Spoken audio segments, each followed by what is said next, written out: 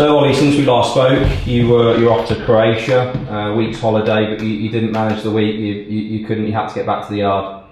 Yeah, no, I get itchy feet, so I will. So no, I did 4 days. 4 days was enough for me, and came home and came back to Stratford. Where I had a few runners back to normality. Perfect.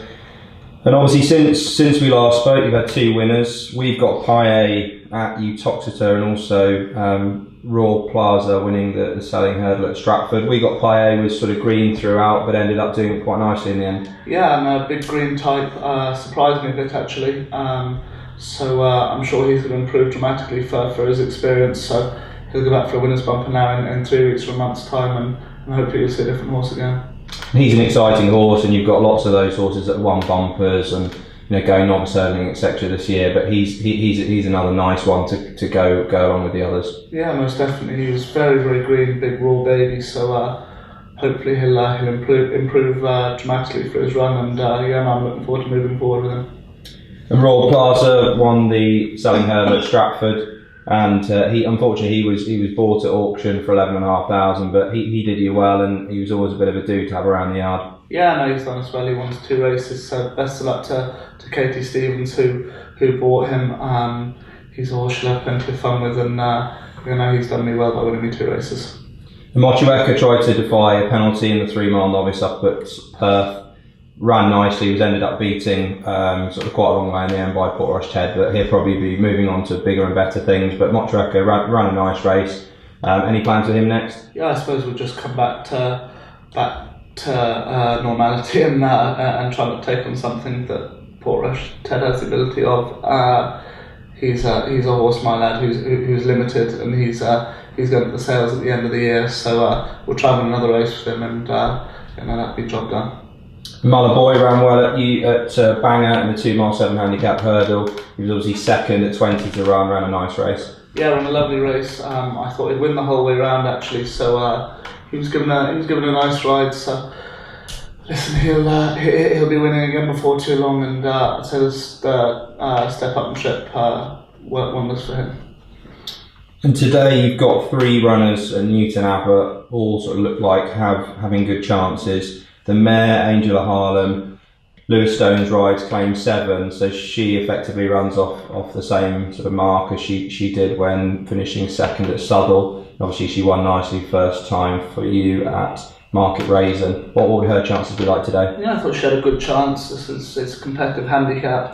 I thought Dan's horse looked interesting having its first run with him, and Warren Greytrix's horse had good form from Ireland. So listen, I'll be hoping she'd run well now. I still thought she had a few pound up her sleeve, and she's freshened up and she seems very well at home. And Jenser runs in the novice hurdle, carrying a triple penalty, going for the 4-timer for you, 12 stone 2 under Richard Johnson. Obviously he's a little star for you, but what would his chances be like today? Yeah, big ask. It looks a 2-horse race between my horse and Becky Curtis's. My lad's in good form. Obviously a triple penalty is it's not easy to defy, but he seems very well, and Richard Johnson gets on very well with him. So listen, I thought he'd win a race, let alone 3, so whether he can win 4 I don't know, but he's been a star. And I saw him in the field day, fresh running around, having a buck and a kick, and he looks really well for the amount of racing he's had. Yeah, he is in good form. He's done us all proud, and listen, if he could win defying a triple penalty under 12 too, I'd be delighted. You've also got the mare in the bumper, Dorette. Yeah, she actually doesn't go too badly. A kind of trappy kind of race. Dave Pipe's horse and Philip Hobbs' horse look interesting. But my mare doesn't go too badly, and she's quite green and babyish, but I'd be hopeful she'd run very well.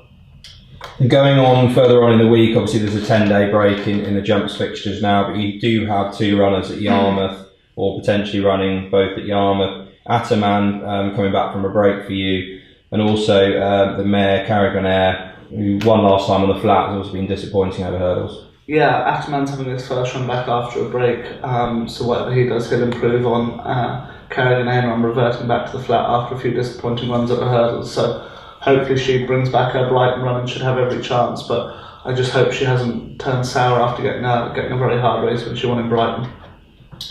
And so far, Ollie, you've had 16 winners. You set a sort of loose target of trying to get 20 by the time the sort of proper jump season starts in October.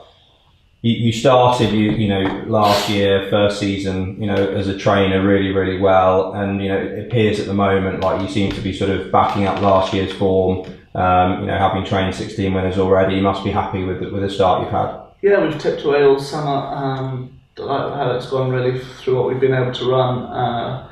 Listen, everyone's waiting for you to trip up in your second year and not back up your first good year, but hopefully we've started this season well, and we've a lot of nice horses to run from the autumn onwards. But if we can get another half dozen winners on the board now in the next kind of 6 or 8 weeks before the proper winter horses coming out, I'll be over the moon. It just sets you a nice target for what we achieved last year.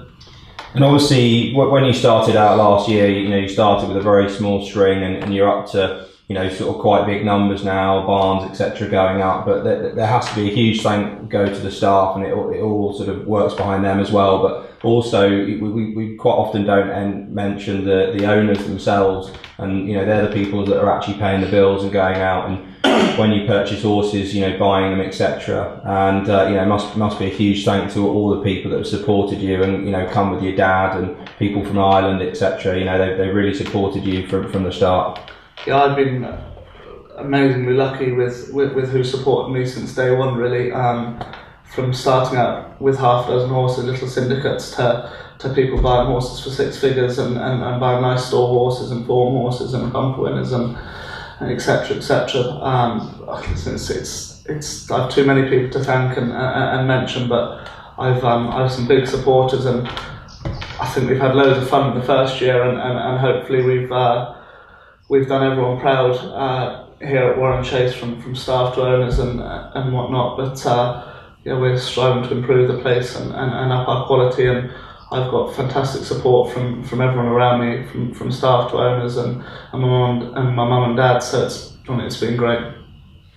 And obviously, at the moment, Ollie, we're sort of halfway through a really hot spell. It's been very warm. It's been very there's very little rainfall. There's very little grass here at Warren Chase. How are you finding it as a trainer? I know sort of last week the likes of Philip Hyde was sort of almost giving up his licence as to sort of how dry it was and how he was struggling with training horses in this heat, and then also the condition of the ground being so hard and the lack of the growth in the grass. How are you finding here at Warren Chase? Yeah, it's tough. But we're all in the same boat. We're lucky we're training with synthetic surfaces and all-weather surfaces, so that certainly helps. But I have a big team behind me, as we mentioned before, of staff, and everyone just gets stuck in and sticks together and gets things done. And it's just, unfortunately, it's the time of year at the moment, but everyone's in the same boat, and we're coping away fine. And don't you worry, it'll be a long and wet enough winter. So Ollie, thanks for your time today.